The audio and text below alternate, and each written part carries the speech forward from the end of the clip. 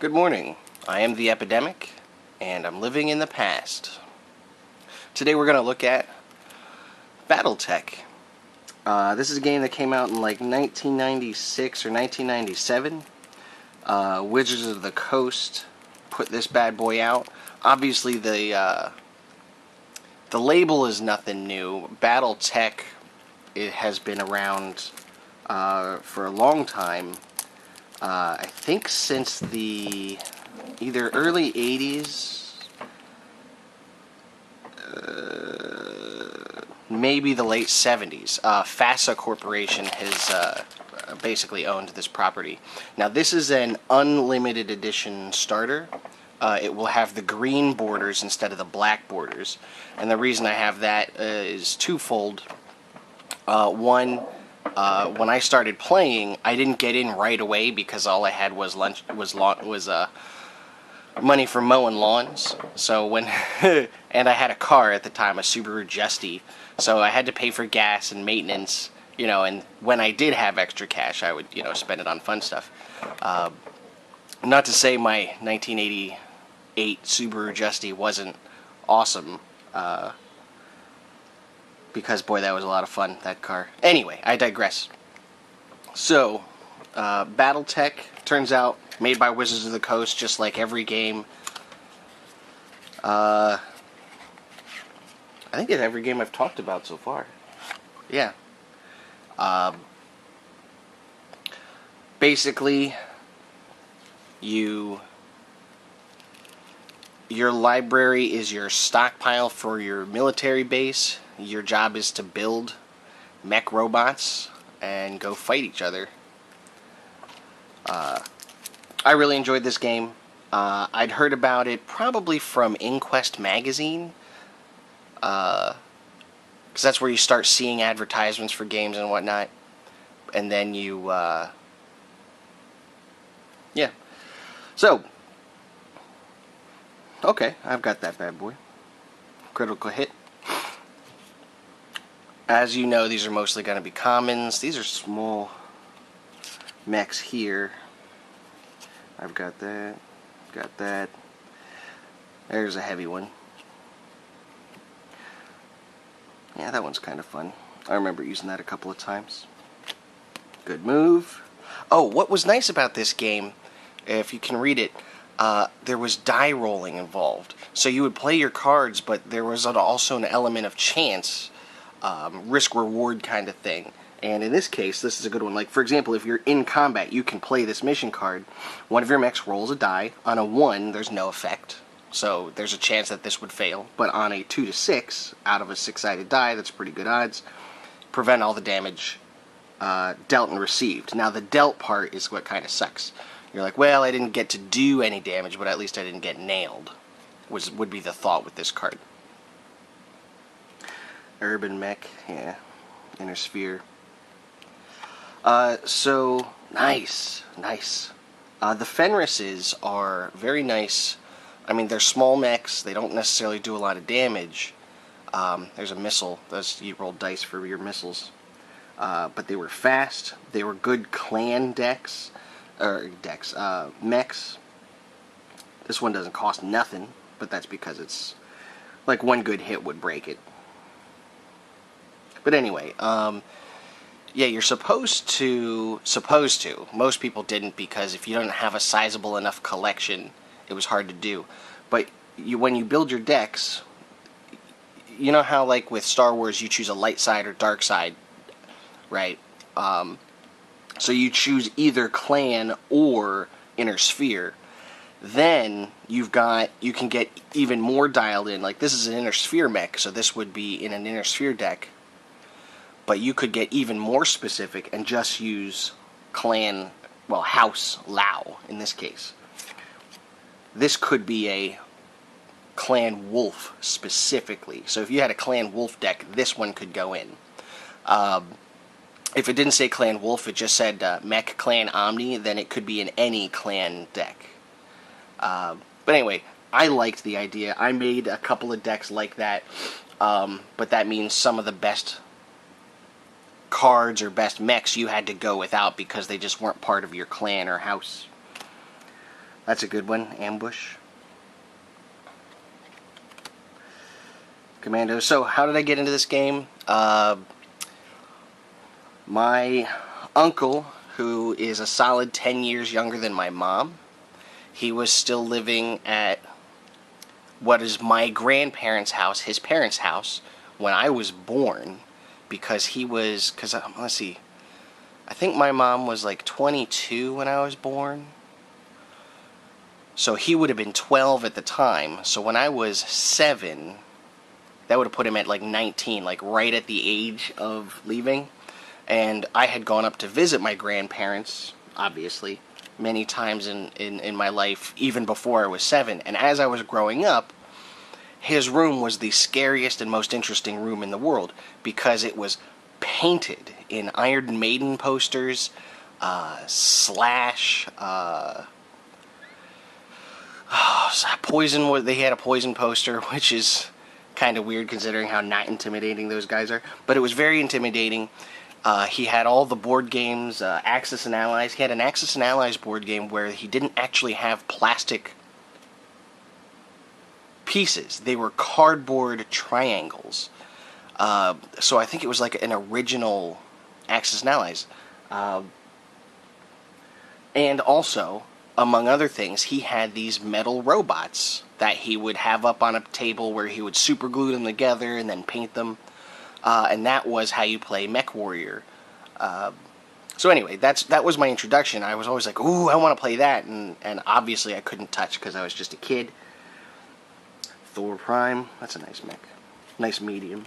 Boom! That's a deck breaker. Put tons and tons of resources into this, set it off, and it wrecks everybody's day. Oh yeah! Mobile command. Dragon. Puma. It's not a Puma. Yeah, this is a good one.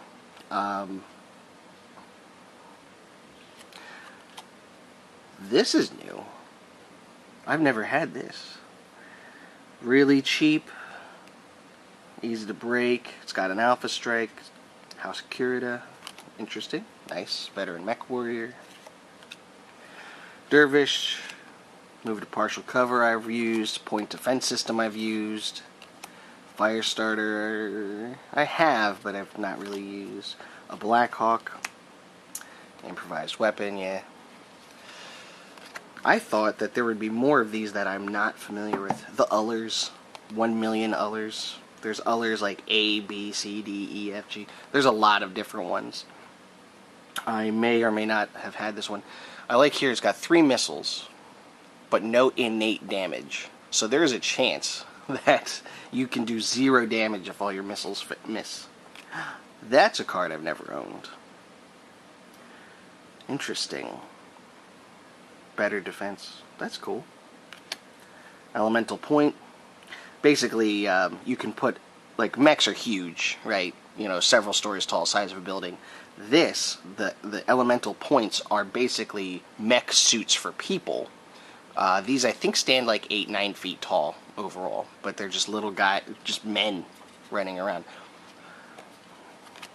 In one of the later expansions, they actually put more effort into elemental point suits. Anyway, let's get moving. A Koshi, nice. A Mad Cat, of course, the signature robot. This is a Mad Cat. I'm not sure which one off the top of my head.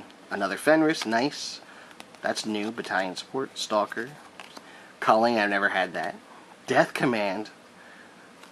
Bearer of the Mackenzie Hand. I've not had any of these. I wonder if those are the rares of the deck. Oh, and here we go. These are all the land. Gives you A, gives you P, gives you T. I'm not going to go into what that is. Anybody who's played the game knows what it is. But you basically want, in a deck, you want at least 20 land. And 3 of each of these should cover the 15 points, because I think there's 5 resources.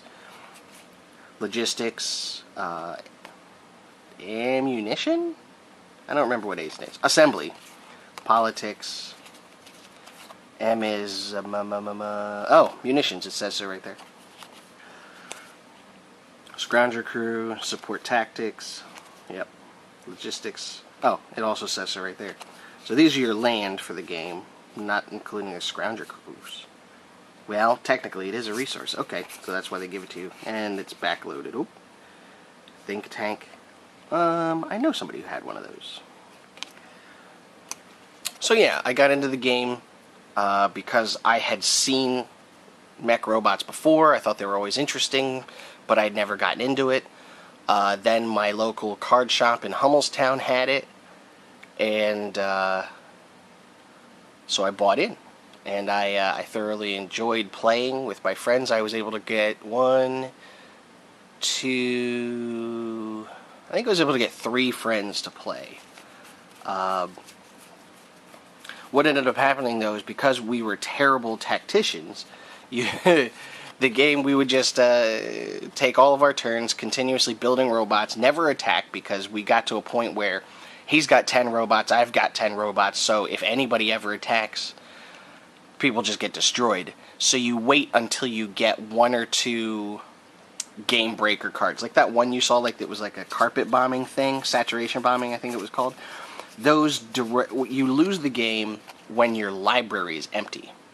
So if everybody has a 60 card library and you draw 2 cards per turn, the game maxes at 30 turns. Now there are some mechanics that delay it. I think it's logistics allows you to put discarded cards like back into your library to make the game longer. But in either case, you literally bleed your life away every time you take a turn, because you're drawing cards from your health. So whenever people are down to like 10 life, that's when you attack, and you use something like what was the worst card in the world? Inside Job. Inside Job, I think, says as long as you attack alone, so you send one of your heavy mechs that can do a lot of damage, as long as you attack alone, nobody can block you. So then you've played that, and then you know, if we'll say, what was that? The Awesome has 4. That's actually kind of low. There's a lot of mechs that do. Okay, for example, Black Hawk Prime is a good one. So he does 7 damage off the top. If I've only got 10 cards in my library, he's got me 7 out of 10 immediately.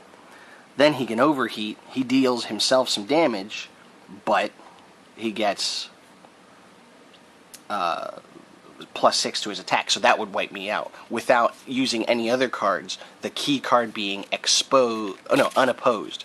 Unopposed is the card that says if you're attacking by yourself and not blocked, double your damage output. So at that point, like that,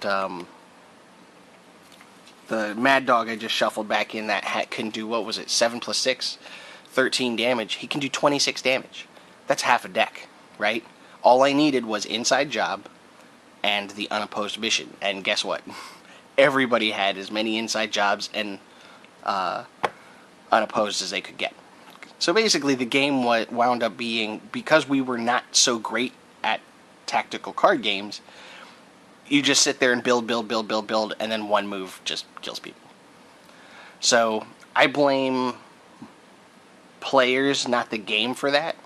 But there is a chance that now that I'm a better player, and if I get back into it with some intelligent opponents, we will run into the same problem.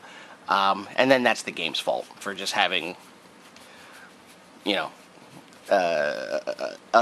what is it called? An I win combo? But anyway, yeah, the limited edition cards have black borders here. I don't care what edition you play. It's a lot of fun. If you like the idea of building robots and going out on missions, because you can put pilots and stuff in them that make them even better. It's a lot of fun. Plus, if you're not so great at combat, especially with the house mechs, because the house mechs are a lot weaker than the clan mechs in general, they do a lot of sneaky political moves that can just, you know, cut the Achilles tendon out from under warrior-styled players. But anyway, as I said, I'm the Epidemic. I was living in the past, and I hope you can too.